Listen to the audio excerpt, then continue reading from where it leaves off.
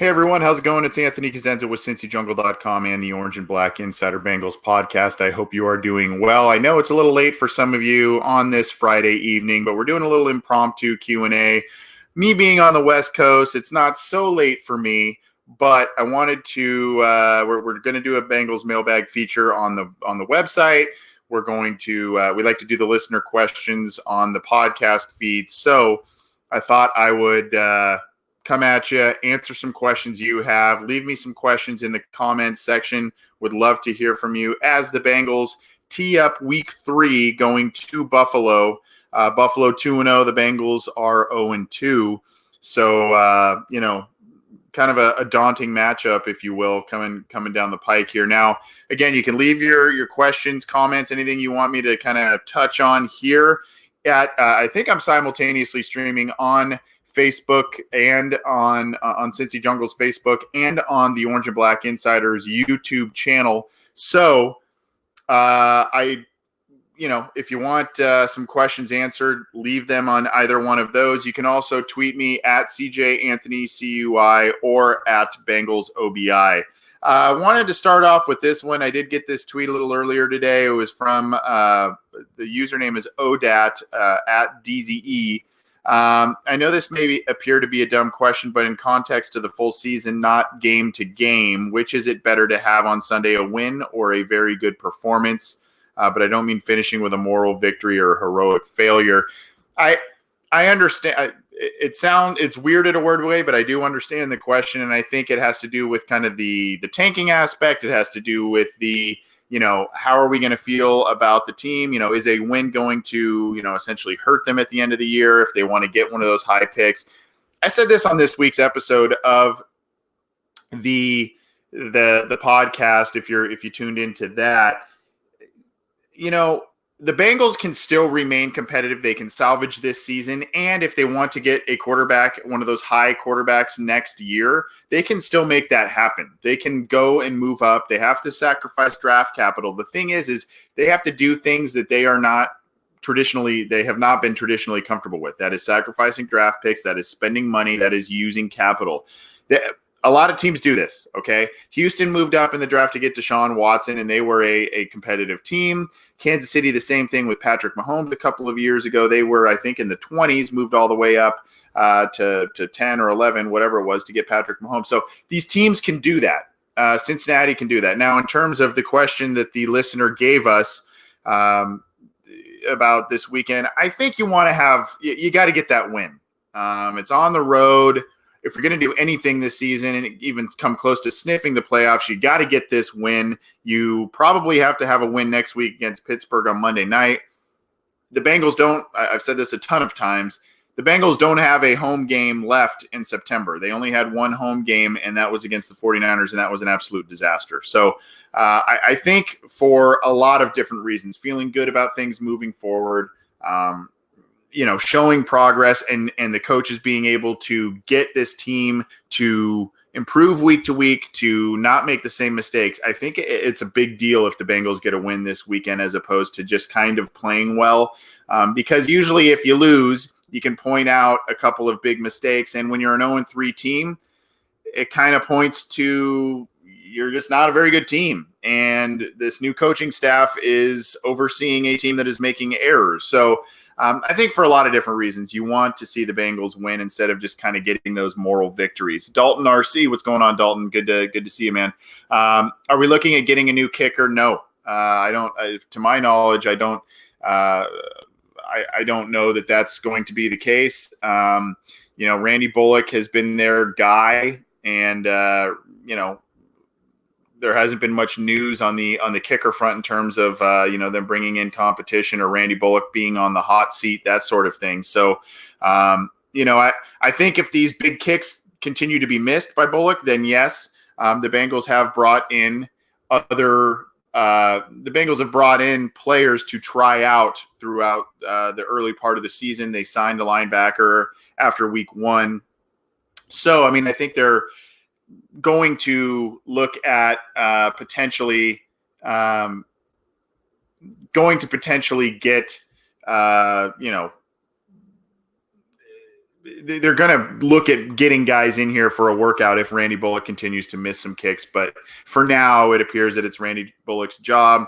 He makes the kicks he's supposed to make. He misses the ones that you're still supposed to make, but they're tougher. But in this league, especially in a team that is just desperate for good things, they're a team in transition. They've got new coaches. They need to cling to every point opportunity possible. And Randy Bullock has left 6 points on the board for the Bengals over the past 2 weeks, and that's not good. That wouldn't have.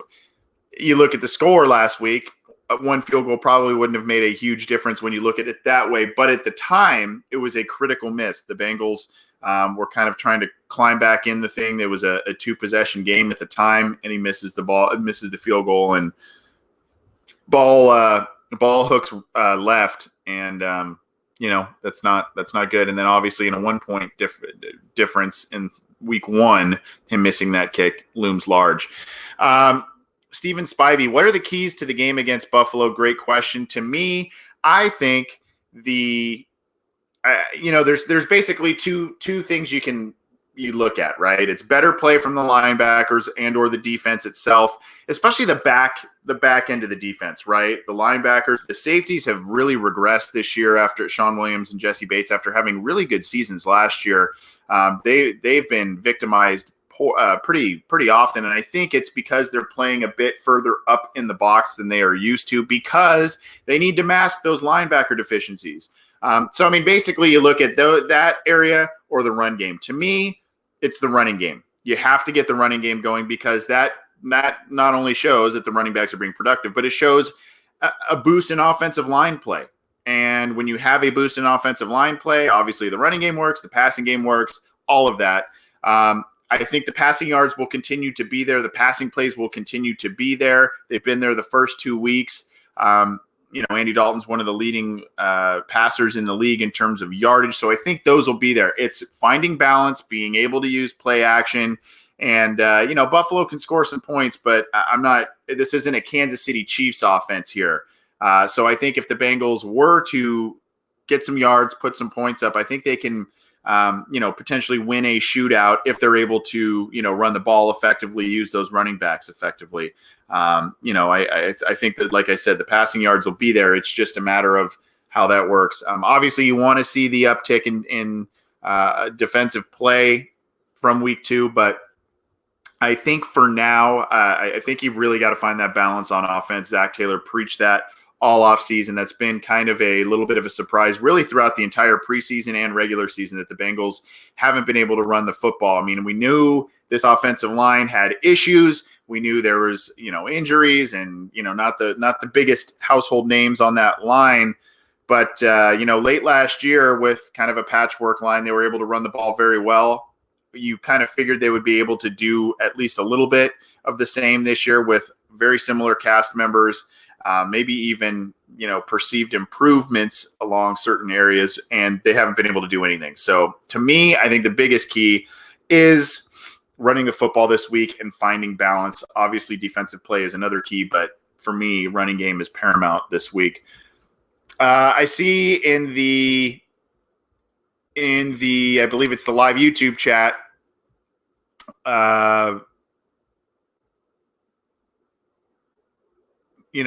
there's talking about trades and whatnot. Trent Williams trade that continues. That's almost a weekly topic, right? I don't see Trent Williams. I don't know if Trent Williams is a guy that the Bengals will target, because he is a guy that is commanding a high profile, a high yield. He will need a high yield of draft capital and obviously money. The Bengals would probably want to extend his current contract, that sort of thing. So, I don't foresee that happening unless, as we get closer to the trade deadline, the Redskins are willing to part with him for a little less, just to get him off their books and get him out of their locker room, all that kind of stuff. Unless they're really looking to part with him for a lesser amount, in terms of draft capital, that sort of thing. I don't see it happening. The Cordy Glenn thing kind of throws a wrench into the whole works. This really wouldn't even be a topic of conversation if Cordy Glenn had been healthy. He's still dealing with that concussion issue. We're going on a month plus here that Cordy Glenn's been dealing with this. Then you lose Jonah Williams. To me, I think it would be great in theory if you have Trent Williams for a handful more years. If he can play effective football, then you've got Jonah Williams kind of as your bookends over the next couple of years. But that's not the type of trade usually this team makes. Granted, they traded for Cordy Glenn last year, but that was kind of a shell game in terms of moving around the draft. They moved back a little bit in the draft and they got him on a contract that was pretty team friendly, that sort of thing. So I don't really see that happen. Again, I'm Anthony Cosenza with CincyJungle.com and the Orange and Black Insider Bengals podcast. Appreciate you joining us on this Friday evening. We're getting you set for week 3. The Bengals go to Buffalo to take on the 2-0 Bills. We're going to be here for just a little bit longer answering some questions both on our Facebook Live video and our YouTube channel through the podcast. So thanks very much for tuning in, submitting questions, all that good stuff. Definitely appreciate it. And ones we may not be able to get to, we'll try and answer on the Cincy Jungle feature that we do, the mailbag written feature. So definitely keep sending those questions our way, and we'll try and get to those. If you're new, definitely keep it to Cincy Jungle for news, opinions, analysis, breaking news, all that good stuff. And then check out our podcast. Like I mentioned, it's called the Orange and Black Insider, and it is part of the SB Nation family of podcasts. It's on YouTube, as I mentioned. All of it's on CincyJungle.com, and then you can get it wherever you get your podcasts, iTunes, Google Play, Stitcher, Spotify, Megaphone, all that. So check us out. Appreciate it. Rodney Focus Journey. I believe that's how you say your last name. If not, I don't mean to mispronounce it. When is AJ due to return? Well, there's been some slow good news this week. I think the target all along has been the week 4 game against Pittsburgh. I think both because that is a critical division game. It kind of gave AJ, that 6 to 8 week type of return from that injury.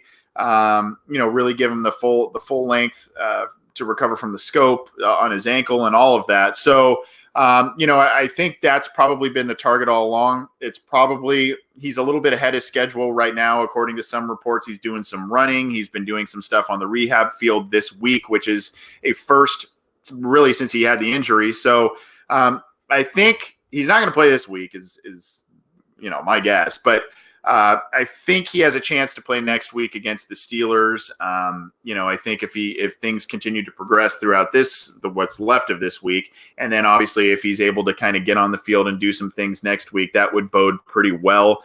If not, then I would say no later than week 5 is probably when he comes back. Especially if the team is 0-3, 0-4, do you really rush him back? If he's not ready, I don't know the mindset there, but I think optimistically he's probably set to play against the Steelers. If not, then week 5 is probably where he would be coming back. Really interesting question from James Brisky. You think this is a playoff team if they can get it together? I don't know. I don't know who this team is right now. So I can't. I hate to cop out with an I don't know, but they've shown me 2 completely different things in 2 weeks. So it's very hard to gauge who this team is right now. Now, we talked about on our podcast this week, who the real 2019 Bengals, who are they more closely resembling? The one from week 2 that got smashed at home, or the one in week 1 where, they played pretty well on the road and came out with a 1-point loss? I waver back and forth because I saw a lot of good things in week 1, but we also know week 1 kind of is really tricky around the league because teams haven't shown a lot in the preseason. Those are 2 teams, the Seahawks and the Bengals, that don't see each other very often, so they're not overly familiar with each other. I kind of give even a little caution with that. I've said all along, I think that the floor for this team is probably 6 or 7 wins. I think the ceiling is maybe 8 or 9 wins, and I think you'll see a lot of those wins and a lot of good things start to happen towards the end of the year once these coaches get more games and play calls underneath their belt. Once these guys get more comfortable in the systems that these coaches are running, when guys get healthy, potentially a Jonah Williams coming back on the offensive line, AJ Green coming back, that'll obviously help. Maybe even Cordy Glenn, depending on what's going on there. So I think that there's an opportunity for this team to potentially sniff a wild card at the end, but they've got to get healthy, they've got to improve, and they have to get markedly better at linebacker and on the offensive line to even get to an average to slightly above average level play. So then they're not going to do much if they can't improve on that offensive line and get that running game going. I know this is a passing league and the Bengals are doing well passing the football right now through 2 games, but they got to find balance. One of their biggest stars on offense, especially with AJ Green out of the lineup, is Joe Mixon, and he hasn't been able to do anything. So, as of right now, I see probably a 7-win team that is pretty competitive, a pretty competitive 7-win team. But if you asked me a week ago, I probably would have said, hey, this team can win 9 games and sniff a wild card, especially with certain things going on around the league. I'll say this division, although the Ravens are 2-0 and the Bengals are 0-2 in the basement, I have not been impressed with the Browns at all, even though they won this last week. They kind of had a pedestrian performance against a very lowly Jets team on Monday night. They got smashed in week 1 by a Titans team that lost just Thursday night. Pittsburgh's 0-2, no Big Ben, no Antonio Brown, no Le'Veon Bell. That team doesn't really scare me at this moment in time. So, they'll be competitive. They're the Steelers. They're always pretty good, but that team doesn't scare me anywhere near as much as it had over the past couple of years. So this division, Baltimore could run away with things, but they've got, a win against a Cardinals team that's and they beat up on a Dolphins team that's terrible. So to me, they haven't really truly been tested yet either. So there's a lot of things to figure out in this division, and I think that plays into the Bengals' favor. But they got to get healthy. They got to get better on the offensive line. They got to get better at linebacker and the back end of the defense, and they got to get the running game going. Otherwise, we're going to be seeing a pretty similar record that we did last year. Let's get a couple more questions in here. Good one here from Mr. Whisper in our YouTube chat. Do you think Billy Price offers more hope for the run game or the passing game? It couldn't be really worse. Now, I personally, Michael Jordan was one of my favorite picks in the draft. I didn't know too much about him going into it, but as we got closer and as the Bengals picked him, I really looked back at some of his things and his measurables, his athleticism. I really like a lot of things that Michael Jordan brings. What he is he's very tall for a guard. Usually, those interior linemen, you need them squattier. You need them, a little heavier. Michael Jordan's really tall. I think he's about 6 foot 6 inches, and that's not your normal guard profile in terms of height. Usually they're 6'2", 6'3", maybe 6'4", and then obviously a little bit more squared out rather than the longer, leaner guys that are at tackle. So, Price, to me, I don't know what's going on to him. A lot of people say, hey, he's still not healthy, both from the plantar fasciitis thing that he suffered this offseason, maybe the foot thing from last year, all kinds of different stuff. People are saying that, there are certain things that are still bugging him, plaguing him in terms of the injury stuff. He never really got the other side of the coin here is that he never really got a lot of playing time last year. He missed a lot of time because of some injuries, played center. He had an up and down year at center. And then now this year, he's going to fill in at left guard for Michael Jordan, who's at least going to miss this week.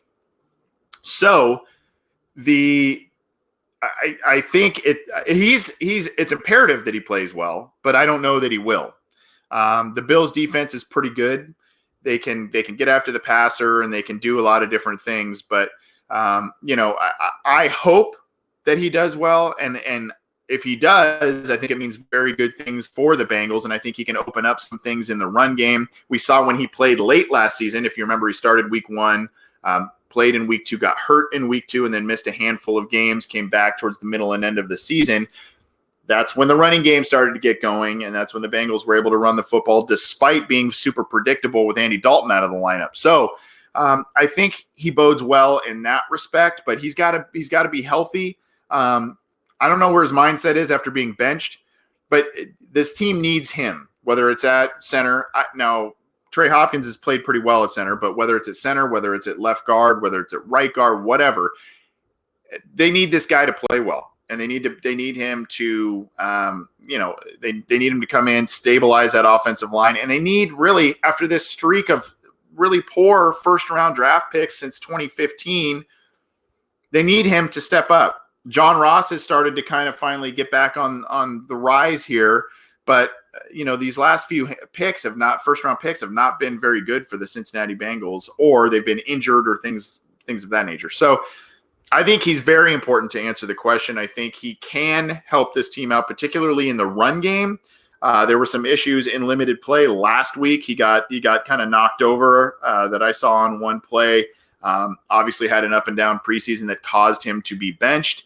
So maybe he takes this opportunity and runs with it. I don't know.